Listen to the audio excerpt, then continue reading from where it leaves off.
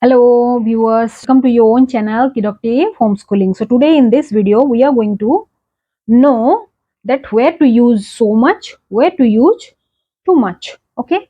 So as you can see, I made emojis. Okay. So much is used both in positive sentence and in negative sentence. And too much we are only using it for negative sentences. So let's see through examples. The children made of noise in the classroom that it disturbed the teacher. So the children made noise inside the classroom when the teacher is teaching. So teacher get disturbed. So that is a negative sense. So we are using so much here. You can use too much also. Okay. But within so much and too much is higher extent than so much. Okay.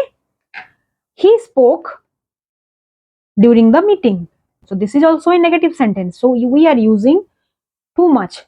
You can use so much also, but very often we are using too much here.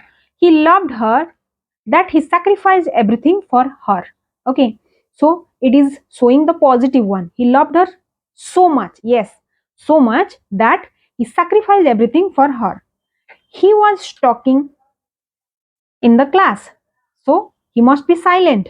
Okay, so here we can use so much, we can use too much also. I spent money. I am broke. So you are broke. What you are going to use? Thank you for watching. Do like, share and subscribe.